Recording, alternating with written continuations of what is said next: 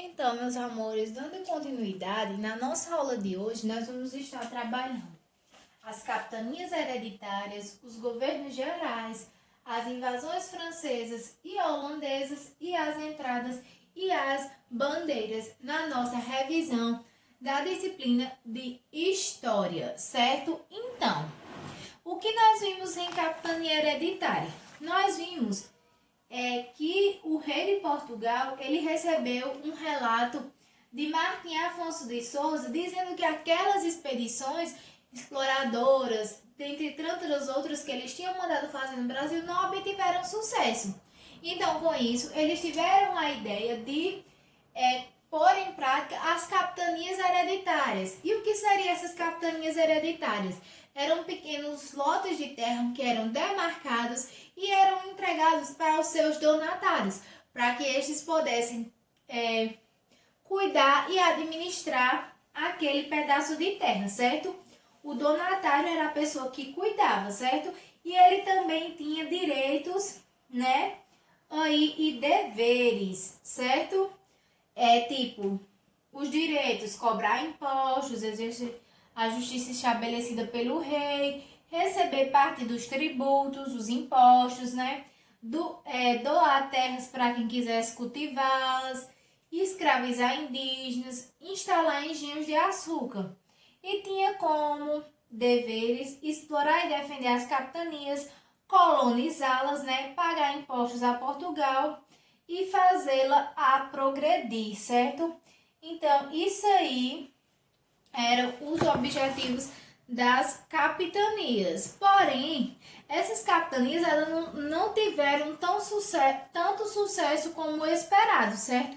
E vários foram os motivos, como a quantidade de recursos necessários que eles não tinham, o ataque dos indígenas, a distância entre Brasil e Portugal e a falta de pessoas também para trabalhar na lavoura, certo?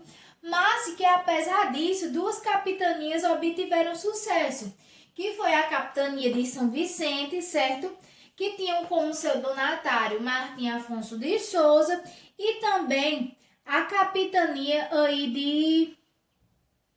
Deixa eu ver aqui... E a capitania de Pernambuco também, né? Que também obteve sucesso e que apresentou ótimos resultados, em que o seu donatário era Duarte Coelho, certo? A capitania de São Vicente, ela teve o seu desenvolvimento com a cana-de-açúcar e com a criação de gado. Enquanto que a capitania de Pernambuco, ela se desenvolveu, certo? Aí com a plantação da cana-de-açúcar, certo? Então, basicamente, as capitanias hereditárias tinham este procedimento. Então, depois disso, nós vimos um pouco sobre os governadores gerais, certo? Então, já que as capitanias hereditárias não deram certo, foram fracassadas mais uma vez, apenas a capitania de São Vicente e Pernambuco obtiveram sucesso. Aí agora eles tiveram que pensar uma nova estratégia. Então, o que foi que se criou? Criou o governo geral, certo? E o que era isso? Era a única forma de centralizar, certo? O poder na colônia, ou seja, fiscalizar, ajudar as capitanias que elas se desenvolvessem e tentar combater o contrabando traficado pelos franceses e pelos ingleses.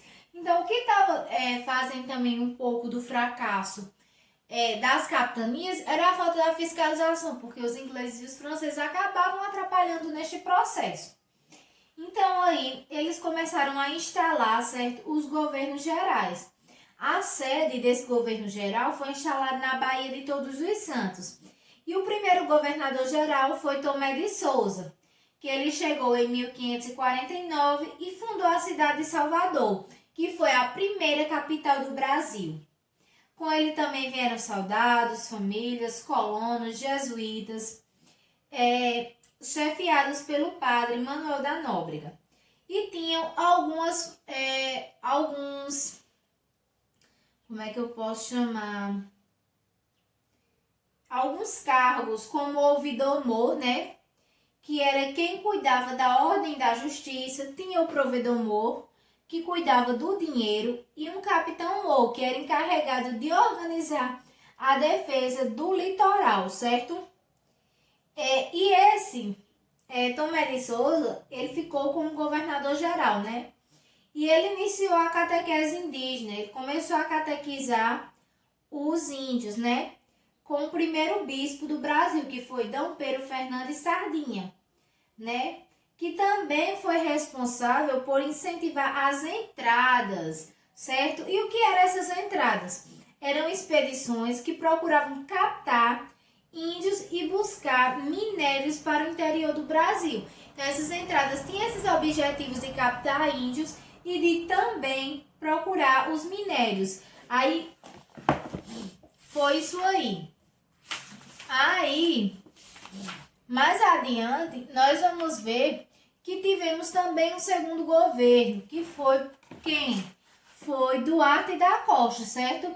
Que ele chegou aqui no Brasil em 1553 e que ele assumiu o lugar de Tomé de Souza, certo? Só que outros problemas Duarte encontrou aqui no Brasil, né? Que foram a invasão dos franceses no Rio de Janeiro, que foi um grande problema para ele, certo? Aí o que foi que Duarte da Costa fez? Depois de passar por tanto problema, tanta situação, ele vai e volta a Portugal e chega na Bahia para substituir aí já o terceiro governador, né? Que seria Mendes Sá, que governou de 1572. Então, ouvindo os conselhos de Padre Manuel da Nóbrega, o terceiro governador criou as aldeias, as missões onde os indígenas aprendiam ofícios e poderiam ser úteis para a colonização. Então, Mendes Sá, auxiliado pelos padres Manuel da Nóbrega e José de Anchieta, ele consegue aí expulsar os franceses na condenação dos Taimós, que era um movimento que era organizado pelo governo de Duarte Costa, né? Então, a partir desse momento aí, Mendes Sá luta e tenta expulsar, né, aí esses franceses que estavam tentando também colonizar aqui o Brasil.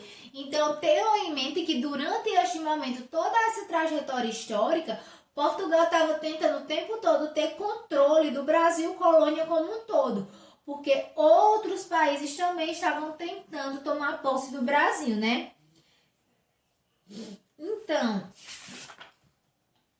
agora nós vamos ver aí o que foi aí essa invasão francesa, certo? O que foi essa invasão francesa? A invasão francesa nada mais foi do que a tentativa, né, da França aí invadir o Brasil. E o lugar escolhido para essa primeira invasão francesa, nós vamos ver que foi o Rio de Janeiro. E o vice-almirante que comandou esta invasão, ele foi Nicolau Duarte de Villemont, certo? E o que é que os franceses pretendiam fazer? Eles pretendiam fundar a França Antártica, certo? E para isso, eles construíram um forte, que foi o chamado Forte de Coligny. E eles conseguiram isso graças às ajudas que eles tiveram aí dos indígenas, certo? Só que aí eles não obtiveram sucesso, certo? Eles foram fracassados nessa primeira tentativa. Aí eles vão fazer uma segunda tentativa, certo? Sendo que na primeira tentativa eles invadiram o Rio de Janeiro. Agora, nessa segunda tentativa, eles vão estar invadindo aí o Maranhão, certo? E o nome da colônia que eles queriam fundar agora não é mais a França Antártica, e sim a França Equinocial, certo? E quem foi o comandante? Foi Daniel de La Tote, certo? E o nome do forte que eles construíram dessa vez foi o Forte de São Luís. Só que aí eles conseguem ser expulsos também por Jerônimo de Albuquerque e Alexandre de Moura, certo? Aí, após essa invasão francesa, nós tivemos também a invasão holandesa, certo? Que foi a tentativa também que os holandeses tiveram de estar invadindo o Brasil, certo? E nós vamos ver aí que em 1647, a Holanda tenta invadir o Brasil pela Bahia, na sua primeira tentativa. E na sua segunda tentativa, em 1630, eles tentam invadir por Pernambuco, certo? E por que esses holandeses tentavam invadir? Porque eles queriam a capitania para que eles pudessem produzir o açúcar, certo?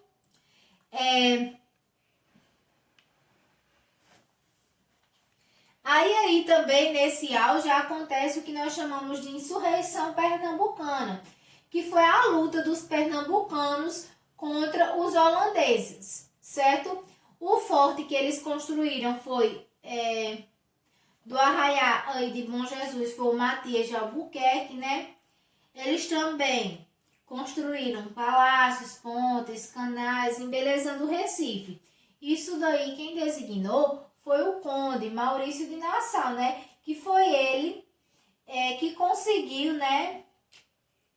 Foi ele que conseguiu aí botar tudo nos eixos aqui.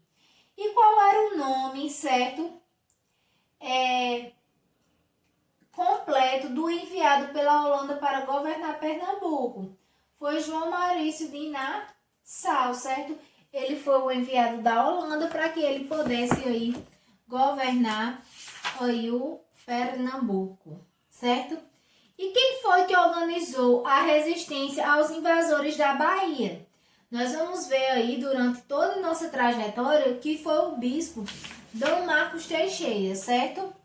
Então, nós vimos aí algumas partes também da dominação, né, das cidades que foram dominadas pelos holandeses, que hoje se encontram também as cidades de João Pessoa e de Natal. E onde ocorreu essa primeira invasão holandesa, como a gente comentou, foi na cidade de Salvador. Por último, agora, não menos importante para finalizar, nós vamos estar, certo, estudando as entradas e as bandeiras. E vamos perceber que eles eram movimentos diferentes. Por exemplo, as entradas, elas eram organizadas pelas coroas portuguesas, enquanto que as bandeiras, elas eram organizadas pelos colonos, certo? As entradas, elas obedeciam ao Tratado de Tordesilhas, que era aquela divisão que existia entre Portugal e Espanha. Enquanto que as bandeiras, elas não obedeciam a esse tratado. Então, durante a sua exploração, eles faziam uso de todo o território brasileiro. As entradas também, elas tinham o objetivo de explorar e de reconhecer os territórios, enquanto que as bandeiras, elas eram compostas por habitantes aí das regiões, certo? E o grande e maior objetivo da entrada era de explorar a riqueza, de capturar ou de exterminar os indígenas e de explorar o território aí brasileiro, né? Deixa eu ver. E vemos aí que as bandeiras, elas tinham um ciclo, né? Que era de caça aos indígenas e desta caça à mineração, que tinha como objetivo caçar os indígenas para que eles pudessem trabalhar como escravos nas lavouras e esse ciclo de mineração eles queriam capturar riquezas como ouro, como ouro, como a prata, como o cobre, certo? E vimos também que teve um camarada que ele ficou conhecido aí como o caçador de esmeraldas, porque durante este ciclo de exploração nas bandeiras, ele sempre procurava por esmeraldas, que era Fernão de Paz, certo? temos alguns nomes que fazem parte de entradas e de bandeiras. E quem eram os enfrentantes das entradas? Era Marcos de Azevedo Coutinho, era Francisco de Souza e era Jerônimo Leitão. E das bandeiras? Antônio Raposo Tavares, Manuel Preto, Fernão Dias, certo?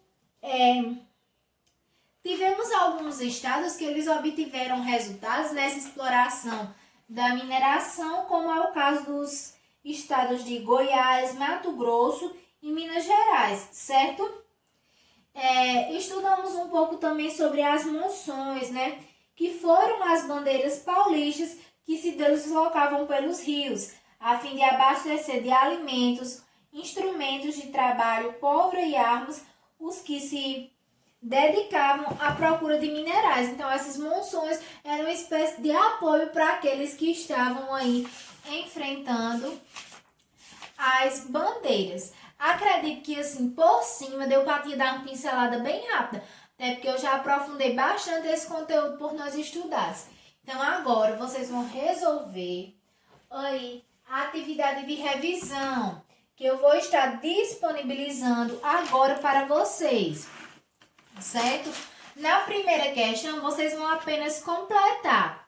Cada lote ficou conhecido como aqueles lotes de terra. No início lá do nosso estudo, ela ficou conhecida como letra B. A pessoa que recebia este lote, ele era chamado de e tinha como função, tem aí, colonizar, tracinho e resolver o uso do seu lote com seus próprios recursos. Então, vocês vão completar aí com as palavras que vocês acharem pertinentes. 2. Como se chama a troca de objetos que era realizada entre os indígenas e os franceses e os holandeses quando estes se aliavam? Ou seja, quando os indígenas se juntavam com os franceses e com os holandeses, eles faziam uma troca. Qual era o nome dessa troca? Na terceira questão, vocês vão desembaralhar as letras e descobrir o nome do documento, certo? Que ele designava os direitos e os deveres dos donatários. Na quarta questão, vocês vão escrever 4 principais fatos da administração aí do nosso amigo Tomé de Souza. Por último, na quinta questão diz, pesquise e responda as perguntas a seguir. Onde foi construída a primeira sede do governo geral no Brasil? E qual foi o nome dado à primeira capital do Brasil? E quando? Esse quando é o ano, certo, gente? Letra B. Quais foram os aspectos que levaram o rei de Portugal a escolher esta capitania para a sede do governo?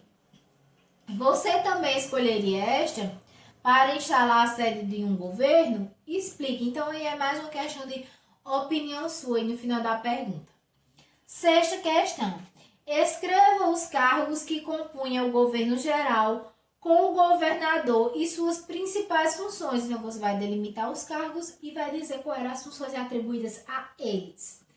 Na sétima diz, a Confederação dos Taíamós é considerado um movimento pacífico. Pesquise na internet e em livros como essa pacificação ocorreu e comente abaixo.